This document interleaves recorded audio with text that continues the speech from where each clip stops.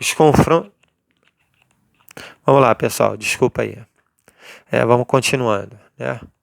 Os confrontos que resultaram na fragmentação da Iugoslávia também.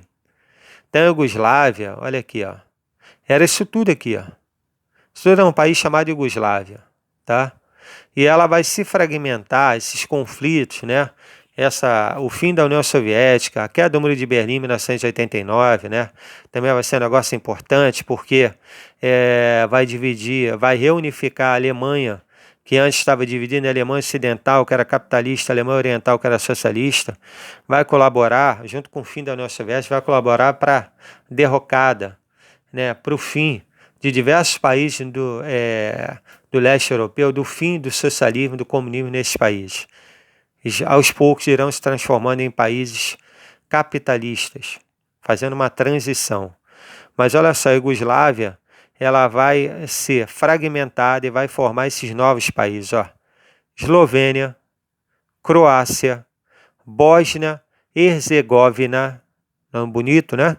Bósnia, Herzegovina, Sérvia, Montenegro, Macedônia e recentemente tem a emancipação de Kosovo, que ainda não é reconhecido por todos os países. Kosovo era uma província da Sérvia, tá? Então ainda não há um reconhecimento pleno em relação à independência de Kosovo, tá? Mas por muitos já é reconhecido como um país independente também. Seria mais uma fragmentação da antiga Iugoslávia, tá? Inclusive, a Copa do Mundo, se não me falha a memória, de 2006, esses dois países estavam juntos, era a Sérvia e Montenegro.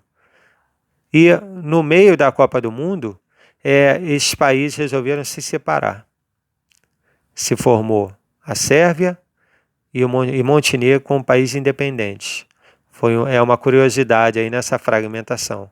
Mas essa separação aqui entre esses países não foi uma separação fácil. Muito sangue foi derramado, ocorreram muitos massacres, né? Tinha o líder, se não me falha a memória, Slobodan Milošević. Ele foi condenado por crime contra a humanidade, pelo massacre que ele promoveu, se não me falha a memória, ele era da Sérvia, né? E ele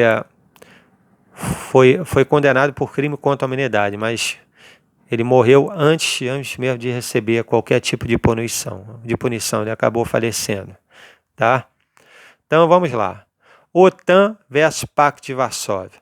Nesse período em que havia essa tensão, no período da Guerra Fria, até por isso recebia esse nome, né, Guerra Fria, porque era uma tensão tremenda, era uma guerra de nervos o tempo todo. Filmes foram feitos mostrando uma possível terceira guerra mundial, né? E após o fim da terceira guerra mundial, o homem voltando quase tipo assim, né? Voltando ao tempo das cavernas, por causa da destruição maciça da humanidade.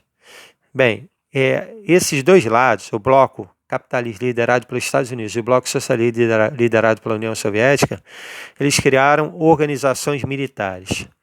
Os Estados Unidos, e até hoje existe, criaram a OTAN, Organização do Tratado do Atlântico Norte, OTAN, em 1949, com o intuito de organizar militarmente a defesa dos países ocidentais, capitalistas do bloco dos Estados Unidos, contra o possível avanço da União Soviética, tá?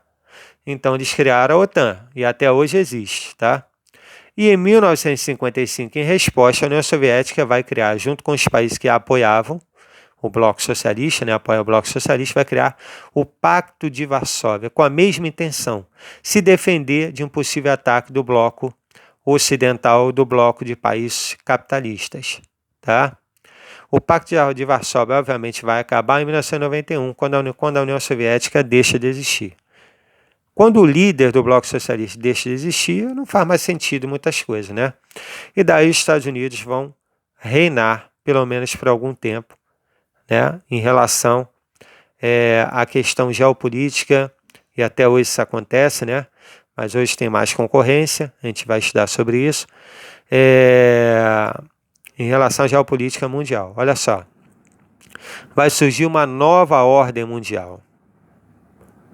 Com a desagregação da União Soviética, chegou ao fim um mundo bipolar.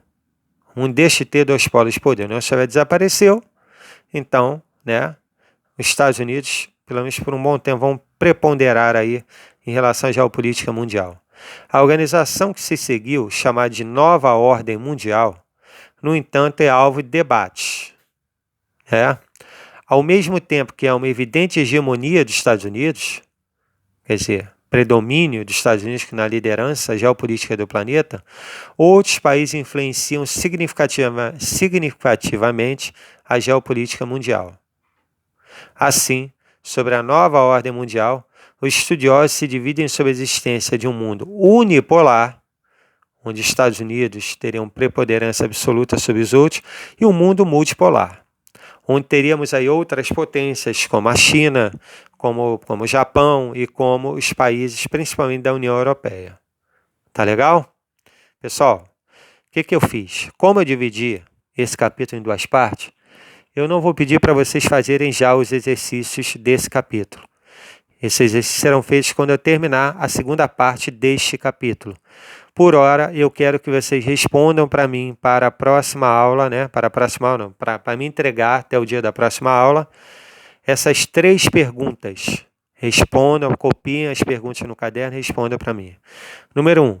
Explica a expressão ordem mundial. 2. Por que o mundo um dia foi chamado de bipolar? E 3. Defina a Guerra Fria. Veja o vídeo, entenda, leia o livro e responda para mim. Tá ok? Fiquem com Deus, Deus abençoe a todos vocês e até a próxima aí. Um abraço.